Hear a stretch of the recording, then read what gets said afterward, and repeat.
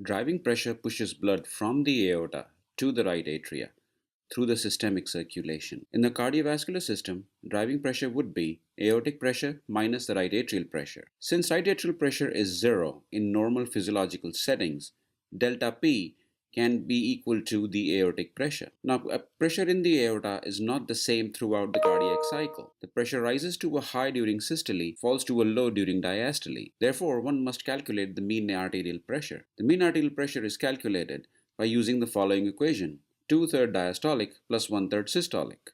We use 2/3 of diastolic because the cardiac cycle, the heart spends 2/3 of the time in diastole and only about a third of the time in systole. Therefore, for the cardiovascular system, driving pressure would be mean arterial pressure minus right atrial pressure, which would be equal to 100 minus 0, or 100 millimeters of mercury.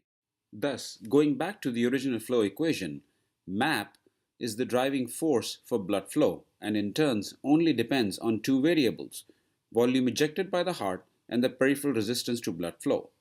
Thus, in a pathological setting where a patient's blood pressure is dropping, two measures you can take to increase it are increasing cardiac output or increasing peripheral resistance. In the coming talks, we will discuss exactly how mean arterial pressure is regulated. Let's take a minute to emphasize that blood pressure only depends on resistance and cardiac output. When I say blood pressure, I'm talking about the mean arterial pressure.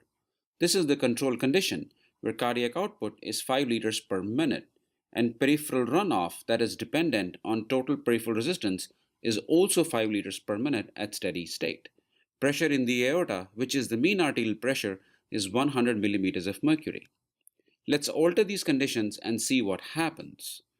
If you were to suddenly double the cardiac output, when the cardiac output is initially doubled, the peripheral runoff remains unchanged at 5 liters per minute. That means for some time, cardiac output is more than peripheral runoff. This will lead to volume accumulation in the aorta, raising the mean arterial pressure. The cardiac output will become again equal to the peripheral runoff when mean arterial pressure will rise to 200 millimeters of mercury. Now let's take an example and change resistance.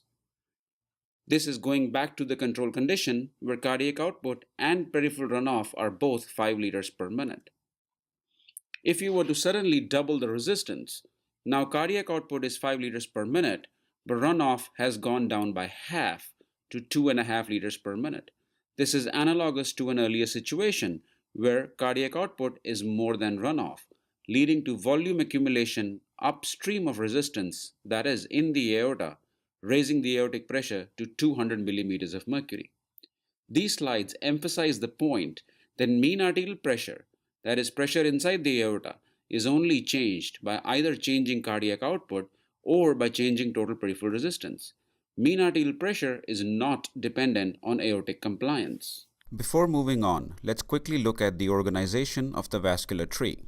The vascular system has increasing arborization from the aorta to the capillaries. One aorta gives rise to many arteries that divide into thousands of smaller arteries, millions of arterioles, and finally to billions of capillaries. Only about 40% of capillaries are perfused at rest. Tissue blood perfusion is enhanced by recruiting reserve capillaries. Important points to note are the differences in the radius or the internal diameter and the total cross-sectional area of various vascular segments. Where the aorta has the highest internal diameter, it has the lowest total cross-sectional area. On the other hand, arterioles and capillaries are really tiny, but due to sheer numbers, their total cross-sectional area is about 1,000 times that of the aorta. Remember, flow in a closed circuit has to be equal through all segments. Therefore, if 5 liters of blood flows through the aorta per minute, 5 liters must flow through all the open arterioles and all the open capillaries. However, where blood flow in the aorta is undivided, each arteriole only gets 1 microliter per minute of blood flow, and every capillary gets less than a nanoliter per minute of flow. But combined, all arterioles receive 5 liters per minute of blood flow, and all capillaries receive 5 liters per minute of blood flow. So in essence, the vascular tree can be thought of as an inverted tree, where the number of segments in each unit increases dramatically as you move away from the heart. total cross-sectional area also increases, but flow remains the same. Continuing a discussion of variables regulating blood flow, let's define resistance and identify ways to modulate it. Poiseuille-Hagen law defines parameters governing resistance in an ideal circuit. Resistance to blood flow offered by a vascular segment is directly proportional to viscosity of the fluid, in this case blood, but more importantly, inversely proportional to the fourth power of the radius. You can appreciate that radius of a vascular segment will be most significant determinant of resistance of that segment. For example, capillaries are the tiniest in the vascular tree and have highest vascular individual resistance. Viscosity is another determinant of resistance, and for the cardiovascular system is dependent on hematocrit. Anemia reduces the viscosity of blood and polycythemia increases it. Much like pushing on a gel-filled syringe is harder than pushing on a saline-filled syringe, polycythemia, by making the blood viscous, impedes flow. Thus, to attain similar flow as before, driving pressure has to be increased in polycythemia. That is, the mean arterial pressure is expected to be higher in these patients. However, as I mentioned before, the single most important and regulated variable governing resistance is the internal radius of the arteries. For example, doubling the radius drops the resistance by 16 folds, and if the pressure is kept constant, flow will increase by 16 folds. More realistically, a 10% reduction in radius will increase the resistance by 50%. Thus, increasing or decreasing internal resistance is a way of controlling flow by individual organs, whereas the aorta maintains a near constant pressure head. Think of opening or closing a faucet in your bathroom, where the city maintains constant pressure in the pipes. Now let's take a page from electricity to understand the implications of series and parallel arrangements of resistance. In this simple circuit, one light bulb is attached to the battery and the current is flowing from the positive to the negative terminal of the battery. Now you want to connect two light bulbs to the battery. Here is one way you could do that. This is the series arrangement, and the current must flow from one bulb to the other. If one bulb goes out, the entire circuit stops. Or you can arrange bulbs in a parallel arrangement. The difference is in this circuit that each light bulb has its own path to the battery. If you break one of these bulbs, it doesn't really do anything to the other bulb. Similarly, in the cardiovascular system, all systemic organs are arranged in parallel with their own path to the heart. In an event of blood flow interruption to one organ, the other organs are largely unaffected. This is clearly advantageous. The question one must ask now is, how do these arrangements, parallel or series, affect resistance? If resistors, or blood vessels in our case, are arranged in series, the total resistance is a simple mathematical sum of all resistors. However, if they are in parallel, then the sum of inverse resistors is equal to the inverse of the total. That means the combined resistance is high if vascular beds are in series, and becomes higher still as more beds are added in series. For the cardiovascular system, this is clearly not the best design, as high resistance means higher pressure for the same flow. On the other hand, parallel arrangement is advantageous as the total resistance is lower than any individual resistor, and this becomes lower still if more vascular beds are added in parallel. One can understand the clinical utility of this information by looking at resistance after a limb amputation. Loss of a limb means loss of vascular bed in parallel. This will increase the overall systemic resistance and will reduce flow, which is what you want as you have one less extremity to perfuse. Thus finally, the total peripheral resistance is defined as resistance offered to blood flow from the aorta to the right atrium, that means in the systemic circulation. Total peripheral resistance is resistance of all vascular beds combined.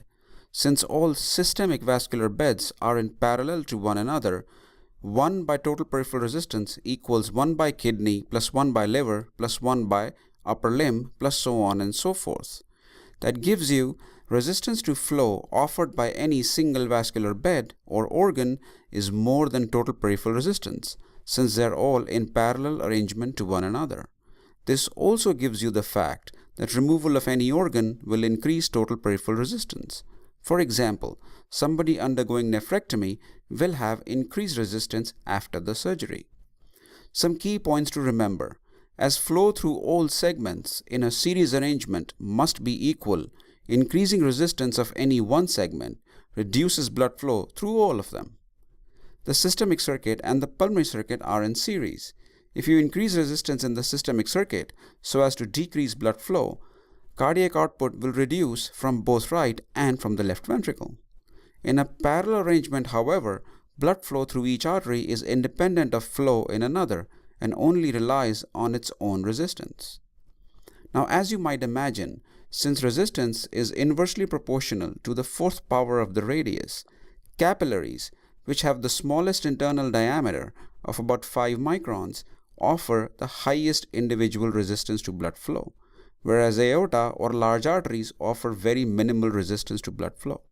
So you would expect the capillary bed to offer the highest resistance.